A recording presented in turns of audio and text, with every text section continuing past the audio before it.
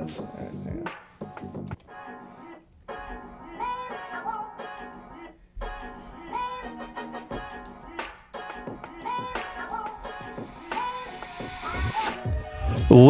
to the Kentuckiana Travel Ball Podcast. I am your host, Teague Ridge. As always, I'm joined by Rick Hines. What's up, Rick? What's up, Teague? So, Guardian Baseball, obviously our sponsor, guardianbaseball.com. Yep. Please go use this code, Kentuckiana Travel Ball, for an additional 15% off. And it's that time of year where people are thinking about team sales. They're thinking about jersey orders, helmets, cleats. If you want to do Team Oakleys, whatever it may be, if you reach out to team sales at guardianbaseball.com, you also get another discount. So again, guardianbaseball.com, locally owned, baseball people, give them a shout. Free shipping, free returns. They have a warehouse here in town where you can actually go try stuff on. I know a lot of our people have taken advantage of that. So Guardian Baseball. So no guest this week. I tried really hard to get one of the Valley Station 2002 World Little League champions on, but no luck. So I really wanted to Zach Osborne, who seems like he's kind of got his life together now. A lot of those guys do not. Well, yeah, we've seen the news reports and heard the stories that kind of, here locally, we knew that team, we watched them, we cheered for them, and then the wheels just fell off. I mean, completely fell off, right? And so it was interesting. I know, like, the Alvey kid, who was a real good player, he may have ended up in prison. I know one of them overdosed and passed away. I mean, there was some major, been some tragic stories. There really has, which is crazy. Yeah. But man, they were so good, so fun to watch. I was actually reliving a little bit. I watched a little bit on YouTube because again, I was trying to get Zach on the show, and it was just incredible to watch them play. They're really good, as opposed to, obviously they're world champions, and I know they went on and did like a 13U and a 14-year-old thing and were still really good. Yeah. I mean, we're coming up on 20 years ago. 20 years. Isn't that wild? Yeah, it's hard to think. So Zach went on. So if you remember that team at all, that shortstop kid, he was their best player. He went on and played at Tennessee. Okay. And then played professionally for quite a few years. I don't think he ever made it to the majors. Had a lot of years in AAA, but kind of bounced around. But I think he played for like 8-9 years in minor league. Yeah, it's pretty awesome. So he had a pretty awesome career. And now he's the hitting instructor for the Rockies. Oh, that's cool. Yeah, but the minor league system side. He's not with the major league, but he is the hitting instructor there. So he went on to have a great baseball career. So kudos. Well, we were talking what we wanted to do with this podcast, and we were thinking, the Little League World Series is the big thing on TV right now. Yep. Now, we know that's not travel ball. We know it's really not Kentuckiana, but that's kind of nationally the thing going on. Yeah. People are seeing this Little League World Series on ESPN, which is really cool. See kids our age competing on TV. It was interesting. So I've always watched that. Right. Even when like Talon was younger, I was like, man, that's really cool. Well, now we're like that age. Mm-hmm. And it's interesting to watch. So what was your main takeaway? Well, first let me ask you. I have some mixed feelings on it. So Gavin Weir obviously kind of took over the world as far as... got most of the headlines. Got all the headlines, and the kid can flat out pitch, obviously. Right. But what's your take on him? Oh, man. Obviously, he's an incredible player. I guess he's 12. He might be 13 now. But probably. I mean, it's phenomenal what he's doing no matter what. To pitch no-hitters, no matter what size field you're on, no matter who you're playing against. Mm-hmm. There's a lot of things that got to go right, and not just being able to throw the ball over the plate. There's a lot of luck. Obviously, a lot of skill involved. But... and I think we all heard on the broadcast, he plays for a 14U travel team. Mm-hmm. So he plays up. He's a big kid. Yeah. Not necessarily big, but tall. Yeah. Really strong looking. Mm-hmm. It's kind of funny. You listen to those player intros at the beginning, and you hear my favorite player is Mike Trout. My favorite food, spaghetti. And then Gavin Weir gets on. I like pizza. Yeah, right. It's like a man amongst boys. He's been through puberty a little bit there. Right. He's a little bit more advanced than these other kids. And that's what you get at this age. You get some of the kids that have developed maturity and puberty-wise, and then some that are still behind. That being said, Rick, his numbers I mean, whether you're good or not, there's some luck involved in that too. Basically giving up one hit, and I forget what, 8 games or something incredible with a few no hitters. Who's that kid that got a hit? We need to be publicizing that kid. Right. I mean, it's pretty incredible the numbers that kid was able to put out there. Whether the mound's a little bit closer than what we're used to playing, right? I'm not exactly sure of the whole setup there with Little League, but I think the mound's 46. Their mound's 46, yeah. Which we were playing 9 and 10U, and their bases are 60. Mm-hmm. You know, basically a 9 and 10U travel ball. What was he throwing it? What kind of mile per hour? It's weird. It was the only – I didn't watch every single Little League game this year, but I watched one of his and I watched a few others. And his was the only one where I saw the radar gun actually up on the screen, and he was throwing 71, 72. Why would they only do – I thought that was interesting to me because I was wondering what – I watched a little bit of the championship game, and I was wondering what that kid was throwing it. Right. Those kids were throwing it. But why would they only do that for him? I mean, I guess because he's throwing he had all velocity. The headlines people wanted to know. Yeah, I mean, you know, look, he could flat out play. He was fun to watch. That Michigan team ended up coming away with it. I guess they're right outside of Detroit. Yeah, from what I've could kind of tell. I tell you what, since we are in the Kentuckiana travel ball, kudos to those Midwest. Yeah, actually. What is it? Great Lakes Valley. Lakes region, which Kentucky is involved in, and Indiana for producing 2 of the final 2 teams. Well, the Ohio team had a bunch of Cincinnati kids, right? So you know that was kind of cool to see too. I mean that team, and I'm sure some of our teams have probably played. Oh, I'm sure those kids. I'm sure our teams around our area have played against those kids. They've had to have, and they looked pretty good. And there was a lot out there that I thought was interesting. But let me tell you something. From a pitching perspective, not having to worry about base runners that's a game changer, in my opinion. Well, if you're Gavin Weir, you didn't have to anyway, but still, yeah, you're right. True. It just takes a lot of stress off your pitchers. You know, so I handle the pitching side for our team. Coach Arnold, Trinity's head coach, kind of helps oversee it, but I hope I do all the kind of the pitching instruction for our team. And what's interesting is a lot of our kids love to pitch from the windup. They feel so much more comfortable pitching from the windup as opposed from the stretch. I was actually having forget who it was. One of our players the other night was like, I have a hard time throwing strikes from the stretch, and I don't quite understand the mentality of that aspect, but being able to pitch from the windup constantly, it's a rhythm thing. Yeah. You know, not having to worry about a kid leading off, not having to worry about picking off. Mm-hmm. It's a different game in a lot of ways. Why does Little League do that? I wonder. I don't quite understand it. Maybe they've always done it that way. I mean, maybe that's just the tradition, and we don't play Little League, us personally. Nope. I know there's a lot of kids that play travel ball in Little League. Yeah. For me, it'd kind of be weird to go back and forth from, let's say, you're playing closer to real baseball, and then go back to Little League, where I think it takes a dip. I mean, 12 years old it seems kind of dumps it down a little bit.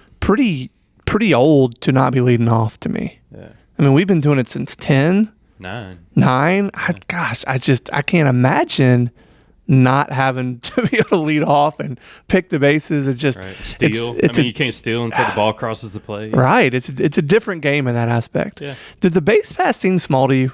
Well, they are small. They're 60 feet. I mean,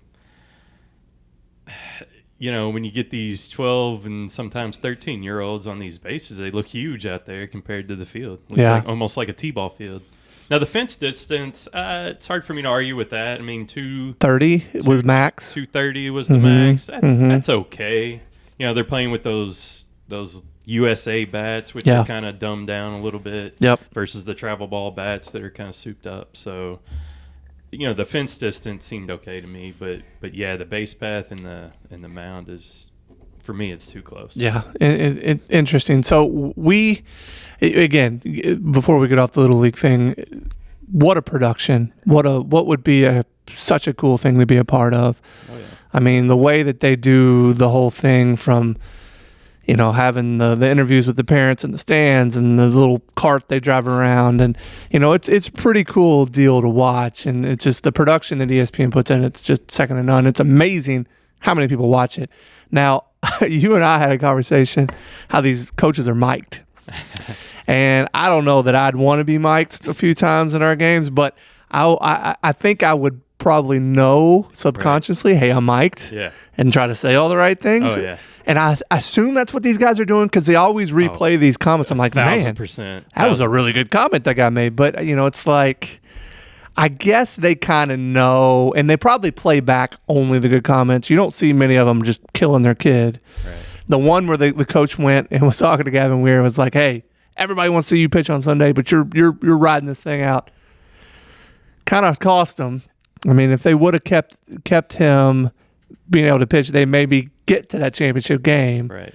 Interesting decision. Now, maybe they don't get past that game. They don't keep pitching him, so who knows? But well, it's funny you brought up the mic'd up thing. Yeah, it's cool. But I do think those coaches, not even subconsciously, they consciously knew they're being recorded. They've got to say the right stuff. They have to say that, whether they want to or not. I mean, inside they're probably burned up and steaming like we've probably seen before. But, being mic'd up takes that into a whole new does. It was interesting. So the one of the head coaches for, I think it was the Ohio team, maybe it was the Michigan team, I forget which one it was, but in that championship game, he went out and he basically wanted to talk smack about the pitcher, but kind of backed it off a little bit.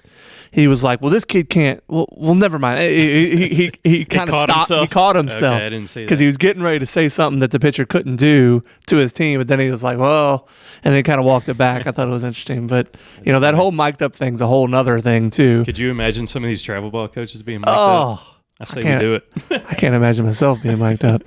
We are going to do, but we're really excited. So we talked to BJ Siegler, and we're going to do some media for October 9th when we do kind of the all-state showcase. Yeah. So maybe we might coach us up there and see what happens. Well, see, the problem is that's not their team, so they're not, Right. They will have some good sound bites. Yeah, it's not their team. They're not invested into that team as much as they normally It's not a dad yelling at his kid, Right. which, that's where my sound bites come from. But anyways, the Little League World Show was interesting. It was fun to watch. My son and I watched a ton of it. Right. I wish there was a little bit more coverage on the travel ball side that was kind of like that. And maybe as things go and as travel ball progresses, I know U-Trip's trying to do some stuff like that. Maybe it gets a little bit more like that, but it was fun to watch for sure. Yeah, it was real fun to watch. And I think some of these, U-Trip and Cal Ripken and stuff like that, they have like the online watch things.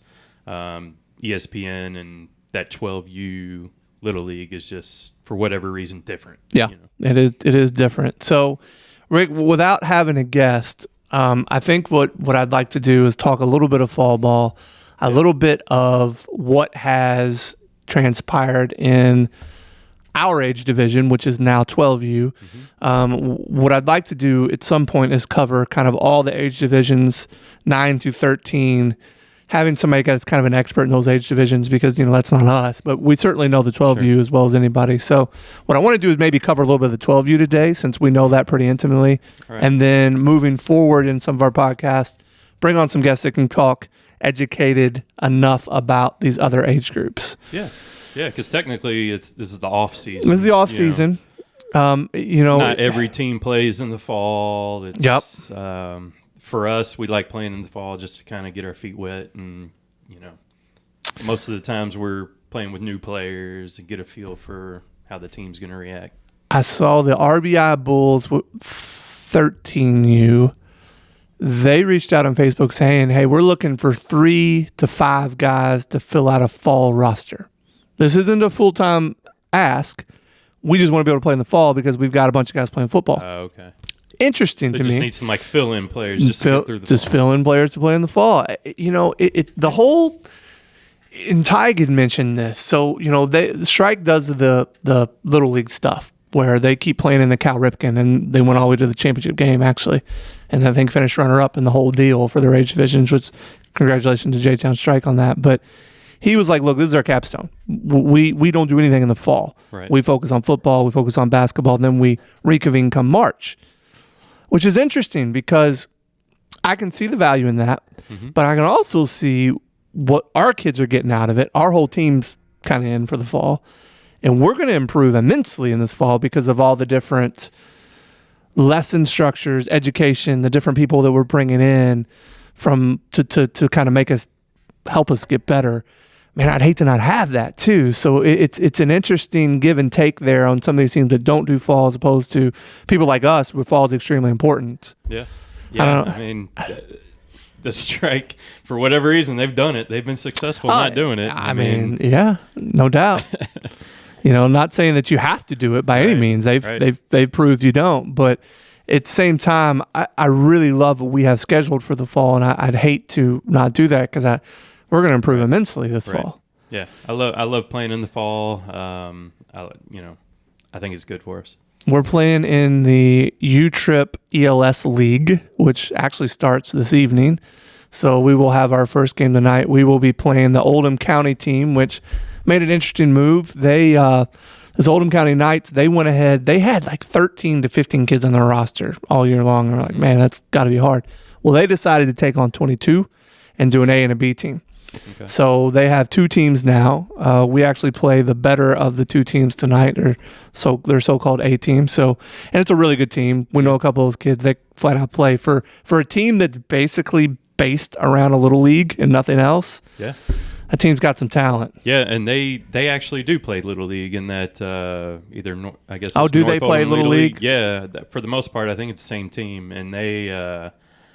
I don't know if they were that successful this past season, but the season before they were like the state champs for that age. Where I think this year may have been like Bowling Green or something like that. So they keep their team intact through Little League and all that. So they're playing into the summer, and they probably haven't stopped. I mean, they've if they're playing in the fall, they've been playing all summer and carry into the fall. We'll get them tonight, and our expectations are somewhat low because we're a little rusty, to be quite honest with you. Practices have not been quite as sharp as we would have liked them to be. But so tonight will be interesting. And the whole fall thing's a different dynamic to me. And I'd love to have some coaches weigh in on this because what we're going to do is move kids around like crazy. More so than I probably ever have, honestly. Give people some opportunities in some spots they typically don't get opportunities in. We talked about this in kind of our end of the year evaluations. Some positions some kids wanted to try and some positions we think we want to try some kids at. Yeah. So we're going to try some of this in the fall. But that also leads for you to potentially lose some games. And I think in our fall, we may lose some games because of how we're moving some kids around and trying some different things. So it'll be interesting. And we're going to bat everybody that's there. We're going to roster bat for sure. Roster bat so we can move kids in and out. And, you're right. I mean, we'll take our lumps, but that's all right. We're using it more as a development tool and try to figure some things out. And honestly, from a coaching standpoint, we're going to put players in some positions where maybe we think we're best suited as a team versus what each individual player may realize that they want to do. Yep, absolutely. So the league that we're in is a U-Trip league ran by Sean Johnson. He does a great job with it. But I'm a little bit concerned on knowing that that's our game plan, right? And I'm not saying the other coaches aren't going to do the same thing. I don't know if coaches are going to be out trying to win every game or not. Everybody's probably got a different viewpoint. But I'm curious to know how you would approach that as a coach because these games, it's not like it's just on Game Changer. I don't think we're going to be 0-8, but we could come out of this thing being 0-8 because we're experimenting all the time. Is that a bad look on us because it's all on U-Trip? And then all of a sudden, so you look at our thing and the power rating's real low, or do you try to win these games even though they are in the fall? I'm kind of debating this in my head, to be honest with you. So for me, I think the fall, I hate to say it, but I don't care what other people think. I think it's more from our standpoint and how these kids carry themselves in the fall, and obviously losing every game is not good for the team morale, and the kids will feel down about themselves. And it won't carry us into the spring that well, but we obviously want to be successful, right? And the kids want to be successful, but we also need this to get ready for the spring, which is, in my opinion, more important than the fall. Yeah, I'm with you, and I think that's a really good point. And not caring what other people think is, I'm sure, absolutely the right route. But it's hard. It's hard to think that way. It is. It is. Look, we want to do the right thing for the kids. And quite honestly, you get so caught up in winning games. And it used to be, all right, well, you can roster bat, move kids around and pool play. Well, pool play becomes pretty darn important sometimes too, because depending on who you're going to have to play and winning your pool play games. Yeah, you don't want to go 0-2. You really don't. The older we've gotten, it seems like the more important pool play has gotten. So it's. Well, you got other coaches like us, and we look at it, oh my gosh, they lost to so and so. Right. I wonder how they feel about that. I don't know, man. So I'm debating this in my head on what the right play is, on whether or not, look, do we care at all that we lose?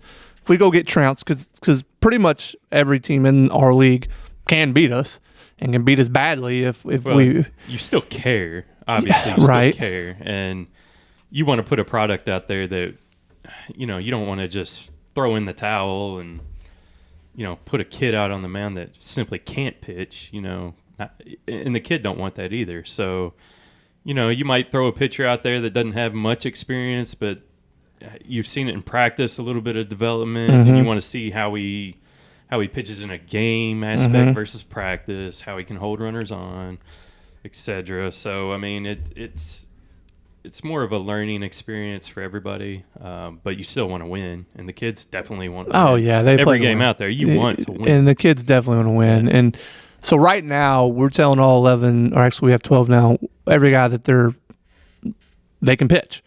And so we need to give a lot of pitching reps because we need to figure out who is going to be the top of our pitching rotation and who's not.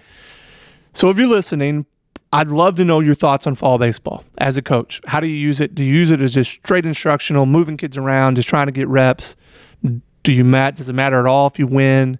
And on the flip side of that is, from a pitching standpoint, do you give everybody an opportunity? Or what age does it become, you're just not going to pitch? I mean, I know some kids don't want to pitch, but in our situation, all of them do. So as a coach, how do you figure out, is it 12, is it 13, is it 14? You start deciding, look, you're just not a pitcher. Well, and you can't discredit your top arms either. They got to get some experience too. Right, I mean, you or can't they're going to just get leave total them rust. out. Sure, you got to get them reps as well. So it's almost pitching by committee. Few innings for each kid. Here we go. Let's see how it goes. Yeah, and so could be rough, could be great. What I do is I create a spreadsheet, and I take the innings, and I take the number of kids, and I move it around, and I make sure it's completely even on who sits out how many times, and I try to move around position-wise. Now, our shortstop probably plays shortstop a little bit more just because that's his normal position, first baseman, so on and so forth. But I am going to try to move kids around and give them some different positions, opportunities that they've had in the past. And I do it all in the spreadsheet, and I try to stick to my spreadsheet. And it's tough because you get in these fall games, and it's like, all right, well, if I make this move, we're probably going to lose. But, this is what I said I was going to do, and so we go ahead and do it. So it's interesting. We will report back to you as this thing goes on how we feel like that's going. But again, if you have strong feelings one way or the other, I'd love to hear them. Yeah. You just want to see the kids compete no matter where they're at, no matter who we're playing. Just compete. So, Rick, I know you don't have much of this in front of you, and I just jotted down a few notes actually last week. Nothing in front of me. Nothing. So just kind of chime in with what you know, but I am going to go over a few of kind of the big moves that have happened in our age division. So the Sting team lost their head coach, and their assistant coach, Jason Betts, is now the head coach. Jason's a friend of ours, so we know Jason real well, and his son goes to school with our kids, and so we kind of know intimately what they've got going on. But they're now KBC West. They added 3 players from Derby City Baseball Club, and then a couple other players, one from a major team up in Cincinnati, and then they just pulled in another kid. I'm actually not sure where he's from. I know Jason likes his roster. I don't know. I know they've played some fall or some scrimmage games here lately, and I don't know really how well they've gone, but it'll be interesting to see how that Sting transforms now they're over into KBC West. So that would be interesting. What's your thoughts there? Yeah, we haven't seen this KBC organization yet. Period. Yeah. I think they're out of Lexington area. So they're kind of expanding the West, meaning it's west of Lexington. Right. So that's where the West comes from. Gotcha. So that'll be interesting. Louisville Elite, who we know intimately, Jalen's team is great coach, got a great group of kids. sounded like they added a good player. They took a kid from that Sting, a kid named Chase Hall, left and went over to that Louisville Elite team. So I think they got a little bit better in the offseason, and that was obviously a formidable team to begin with. So it'll be interesting. I'm really interested to see what a Louisville Elite does this year because I think they could be really, really good. There's a new Vipers team, Vipers Klein. Mm-hmm. So it's weird because it's Vipers Klein, but it looks like Chris Durston is the coach. Okay. Now, Chris Durston was the coach of the Jokers, which was the Cage Kings team. And what were they last year? Were they Dragons? The Dragons. Yeah. Okay, so it looks like that's his team. And what's interesting is it looks like they got a couple kids from what used to be the Strikers Roberts team. So I think they actually have historically, they were kind of a single A type team, but I think they've gotten quite a bit better. So it'll be interesting to see what this Vipers Klein teams does. DC Legends, which is a team that we're very familiar with, they kind of just kept their roster status quo. Lexington Bulls look like they didn't have any movement, but I tell you, as a team that we played in the state tournament, pretty good team. They certainly got some pieces that I think they can add on. MC Madness is another team that I think's got some really good pieces. It looks like they didn't have any movement. ELS Bats, they added 2 or 3 kids from what looked to be what was this Spencer County Reapers team. Okay. So, I know Billy Crutcher and Pat Yorgie didn't have the season they wanted last year, so it'd be interesting to see what kind of talent they added as far as, helping that ELS team. The Spencer County Smash team reformed. Guy named last name Fowler is actually the head coach there. I know he likes his roster. We've got a kid from Spencer County, and it sounds like they've got some decent talent on that team. So it'd be interesting to see what the Smash does. Strike, what did he tell me? Tig was pumped about an addition. Really? Yeah. Makes really bad podcast when I'm looking something up on my phone. Let me see what I can find here, though. What did he tell me? So they added a kid from the Blue Sox. So the Blue Sox is a team that's got a 13-year-old organization. It's a really good team. Okay. This kid was playing up on the Blue Sox, and now he's actually going to be playing with his age group. His name is Logan White. I know he's pumped about this addition. So not that Strike needed. I'm sure he's pretty good. More talent, but I think they just added a lot more talent there. So again, to me, in this conversation about our team or our age group, which is 12U, Vipers, Floyd, which it doesn't look like there was a whole lot of movement in that roster. So that's Chris Burke's son's team, Cameron Hahn's son's team. They are kind of the class, right? Them with the Strike. And then you've got what? You've got you didn't mention those striker team. The Indiana Strikers, which is now the Bulls. The Indiana Bulls. Yeah. Mm-hmm. And with that Roberts guy, he's got a really good team every year. So, they're right up there. I tell you who's looks like neck and neck with them is Strikers McVoy, are now Indiana Bulls White. Right. They both left for. They added a kid from the Sting team. The Phillips kid, who's a great addition for them. Yeah. And they've been, from what I've seen from what they've done in the fall, they may be the best team. Who knows? We certainly think they have the best player in our age division. Yeah. So, I mean, they could make themselves in the conversation to be the best team there too. So it's going to be an interesting season. Again, Strike, Vipers, Floyd, obviously that Strikers team, which now both Indiana Bulls teams. The Stars are now the Iron Men. Iron Men, right? And they're always a really good program.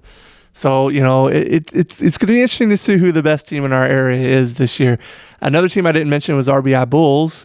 They've always been a formidable team. I don't know if they've had a whole lot of roster movement either. I don't think they did much. But really good. They're always really good. Now, they did do. I think they changed their coach. So Nathan Thomas used to be the head coach. I think he still helps run the organization, but I don't think he's their head coach anymore. I think they brought in a guy that's not a dad to be the head coach. That's what they're, putting out there on Facebook. We haven't, I haven't talked to anybody there yet, but that's the implication I've got is they've got a new head coach that doesn't have a kid on the team. And then I think Nathan is still involved, obviously, but yeah, and I'm sure he's not technically the head coach. Because I know he's still kind of running some things there, but I don't know exactly what the deal is there. But that's a team, man, that over the years, I kind of look at them kind of how we've built our roster. They've gotten better and better and better and better. They're always right there. Yeah.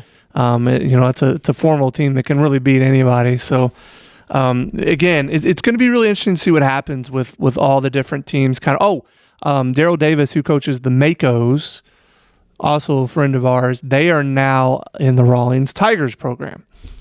And it was an interesting conversation because he was telling us the reason they made that move was the previous year he had a really rough tryout. Look, Daryl's he's a firefighter, right? And I don't think there's a whole lot of guys on that team that are, this is going to sound wrong, but internet savvy marketers. And Sean Johnson mentioned this when he was on this podcast. It's really the teams that are going to be better, the ones that kind of market themselves a little bit better when it comes to the ones that don't already have all the talent. Right. His whole thing, Daryl, was like, look, I can go to a program that has all this stuff in place. It's a national program. Okay. They have the social media. They have the tryout stuff. And there was kids that were trying out for that program that never would have tried out for the Makos, but he has now on his team because of how they promote things through social media and other avenues. So he can just show up and coach. Yeah, which is what he does. And it was interesting. It was interesting kind of hearing his take on that. It sounds like they did add some talent, and they've probably improved he didn't have the year that they wanted last year at all, but I do think they're better this year than they were last year. So again, it'll be interesting to see what that Mako's now Rawlings Tigers team looks like this year as well. Do you remember the team Extra Innings? They were in a couple of our events. They up in Northern Kentucky? Yeah, they are now called Wow Factor. Okay. And it looks like there's 2 teams that are Wow Factor teams. Factor. Yeah, I like the name. So Extra Innings is now Wow Factor. And I'm sure is there anybody off the top of your head that I'm missing? Gosh, I'm sure there is, but I can't think of anything right now. Yeah, I know. I'm trying to think from the guys that are over in that Southern Indiana League. And then the teams that are kind of in our current league. Again, I don't know if there's any. I'm sure I'm missing somebody. So if I've missed you, I apologize. But I think that's going to be kind of the landscape of 12U this year. And, the goal is for everybody wants to be AAA, right? That's kind of the goal, or even beyond. Well, if you're single A, you want to get up to double A. If you're double A, you want to get up to triple A. If you're triple A, you want to get up to major. There's always another level ahead that you're trying to achieve. What's interesting there, though, is BJ Siegler made the comment, you're only supposed to be in single A 1 year. And if you don't move up from single A from 1 year to the next, something's wrong. And maybe it's a coaching thing, maybe it's a talent thing, who knows? But, that's how that thing's built out. Right. Now, double A is a different story. I mean, double A is kind of a talent thing. And if you don't quite have the talent to get to triple A, then so be it. But, that's certainly our goal. Our goal is to be in triple A pretty quick this season. I think we'll be there. I love what we have organized for the fall, and I think our kids are going to improve and be ready to go after that. Now, again, our fall league games may look funky, but we're playing kids out of position in a lot of instances there. So I'd love to know what the coach – I keep saying this, but I'd love to know what the coach perspective is of should you be deliberately moving kids around and not caring if you win in the fall at all, or does that become a bad look? So I'm hoping coaches chime in on that. Yeah. I know what you're saying. We shouldn't care, right? Well, we shouldn't, but we do. I mean, I'd be the first one to admit that I look at everybody's I follow a lot of teams on Game Changer. I'm like, wow, how did that team lose to that team? Right. And by that much. So, and, sometimes I'll look and realize, oh, they pitched the guy that's never pitched before. Right. That kind of makes sense. So, when you look at it in depth, you kind of realize what's going on. But, we're going to play kids around, but I wouldn't necessarily say we're going to, there's kind of a mix. Let's say 2 to 3 kids for each position, maybe even 4. But it's not going to get too crazy, I don't think. but yeah, I mean, we need to give some of these kids some experience. Yeah, we might need them. So I think it's important. Kid could get injured. Oh yeah. Might have other plans. Might go on vacation. So you got to always have a backup, even a backup to the backup. So, and we've got kids that want to try other spots that we owe it to them to give them those opportunities, even though they might be playing out of position. Yeah. And catcher or shortstop or third base may not be where you need to be playing. We owe them that opportunity to give them those reps and see what they do in a game setting. Yeah. So I'm excited to do that. One team I forgot to mention, Vipers Kaufman, which is always a really good team too. Yeah. They actually moved. They were an Indiana-based team. Now they're based out of Louisville, according to all their U-Trip certification stuff. I just thought that was interesting. Okay. So, Rick, what does all this roster turnover say to you? It happens every year. It's just the nature of the game. It could boil down to kids or parents being unhappy with playing time, where they're playing, who they're playing with, mad at a coach, mad at other parents on the team. So, a fresh start, a new look might benefit the kid. I've seen it go the other way too. And not just from the kid's standpoint, teams are having tryouts where they're looking to maybe improve their roster a little bit, and they've got kind of a bottom feel that they kind of, replace a kid with maybe some more talent. It just happens, and that's the nature of travel ball. There's always going to be a turnover. There's always going to be jostling around. Teams moving to other organizations. It is what it is, and it's kind of fun to watch. I'm so grateful. We've been through the roster turnover thing, and quite honestly, seemed like it was going to be a terrible thing, but on the surface when it first happened, but it ended up being a really good thing for our team in the long run. But what's interesting to me, though, is I'm so grateful that we just added a kid. We didn't lose anybody, right, which is nice, and I think that says a lot about your team. But the whole cutting kids, telling them to go to a different situation when they want to be on your team, it's tough. Yeah. And I don't know how to exactly. I still haven't figured out how to necessarily do that, and I don't know that I would have. I haven't actually been in that situation, to be quite honest with you. I think most of the times it's kids leaving on their own. I don't think there's a whole lot of cutting going on by a lot of teams. I'm sure there is, but I think for the most part it's kids leaving on their own. Yeah.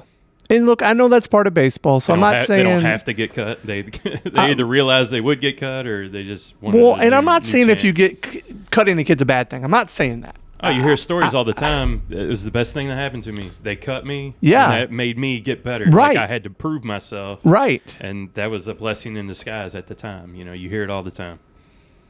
And I know so I'll quote Jason Betts, who's a good friend of mine, and this whole Sting thing, and he's like, look, we're looking for a different culture, so it's a culture change for us. Not that what we had was bad, but we just want a different culture, a different feel, different look and feel this year, and so I think that's part of what some of your roster turnover is it's kind of just, hey, we want a different vibe than what we've had in the past, and sometimes that's a good thing. But again, your better teams seem to kind of stay intact.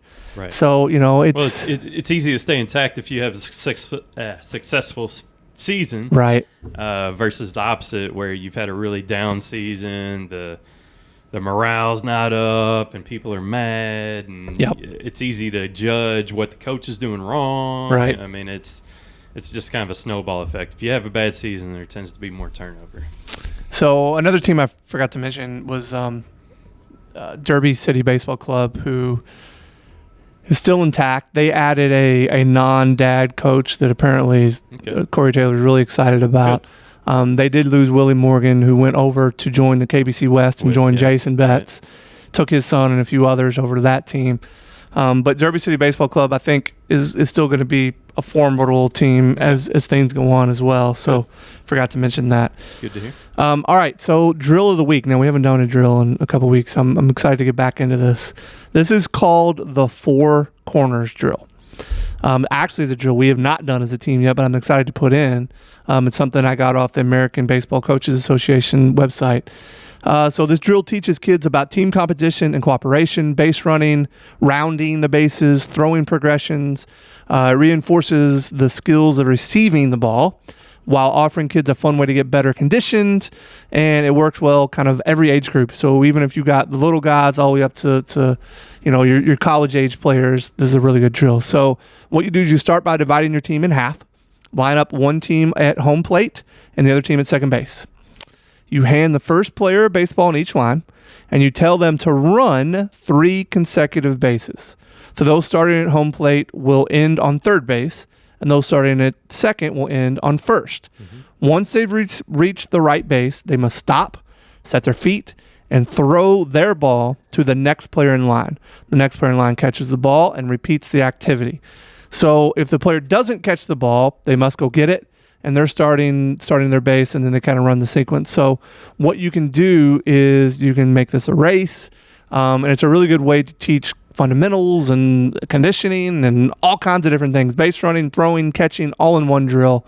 It seems like it's pretty cool. So players must finish by sitting in a designated area you assign before the drill begins, and whichever team finishes with all of its members seated in the right spot wins first. So it's fun. So I watched a video of it on the website, and it seemed like kids were having a blast doing it. So I'm actually excited to put that in because I think using that 4 corners drill could do a lot of the things that we try to teach. So excited about that one. Yeah, sounds like fun. Have a little competition between the two teams. Yeah, that's the idea. It's just kind of make it. And look, something anytime, I don't know, one of our guests said it. Maybe it was Tyke. I forget who it was. Maybe it was Chris. Anytime you can make it a competition, right, it's better because kids want to compete. Right. And so there's coaches that try to make everything a competition. So, kind of an interesting thought there. I like it. All right, Rick. So we've actually went a lot longer than I thought we were going to without our guest. Anything else you want to add before we get out of here? I don't have anything in mind. So I'm going to bring back the music. A good buddy of mine, a guy named John Hager, who it's an absolute shame this guy isn't a household name. He's a phenomenal musician. Actually helped him do some stuff here recently. I'm going to play. He was in a country band called Wildwood, and they put out an album that had some incredible stuff on it. John wrote pretty much all of it. I'm going to play one of the cuts from Wildwood. It's a great sound, great tune. They're a great band. Check them out online. And again, John Hager, he plays around town all the time by himself. So if you ever get an opportunity to go see John play, he's incredible. Was he a Railbird? Yep. He was not a Railbird. No, he should have been. He was as good as some of those. And I tell you what, Railbird needs to figure out how to sell some concessions. Stories. Yeah, I heard some unbelievable. How does that happen? How do you not realize that there's going to be this many people that want water or beer? I mean, it's like, golly, man. Right. Whoever put that on, and I've been somebody who ran some festivals and some big concerts. Good grief. How did they miss that? I heard it was great music, but they needed some changes. Well, yeah, man. They had Dave Matthews Band. My Morning Jacket was there. Yeah. Billy Keys. I mean, there were some great artists there, and for them to miss that piece of it, whoops. God bless. All right. Well, hopefully it gets better. Enjoy the music in the outro. We will be back next week with a guest. I've got a couple different people. It could be.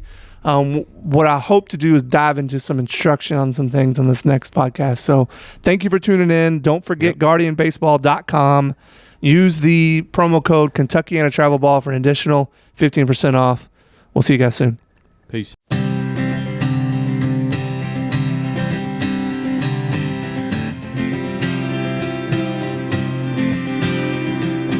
Phone lights up 2 a.m. One light text from her that says I miss you.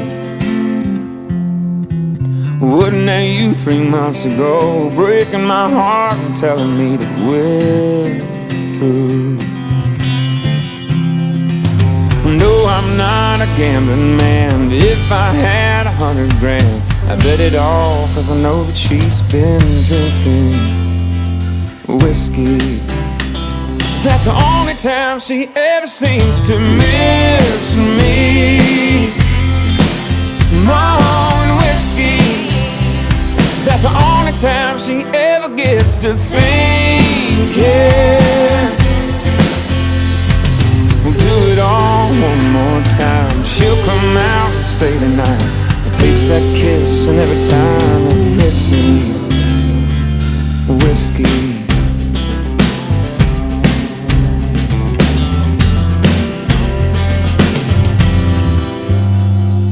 The hardest part is waking up, knowing that it won't ever be the same. Yeah, you'll leave again and say goodbye. I'm all alone, drinking off this pain. Oh, with a whiskey. That's the only time she ever seems to miss me. Wrong whiskey. That's the only time she ever gets to thinking. We'll do it all one more time. She'll come out and stay the night. I'll taste that kiss, and every time it hits me, whiskey, whiskey. She'll take Jack Daniels over wine. I bring the bottle every time. She puts those pretty lips to my heart. We walked this road too many times. I broke your heart and you broke mine. Now I think my life is finally sinking in whiskey. Wish you'd drink enough and just forget.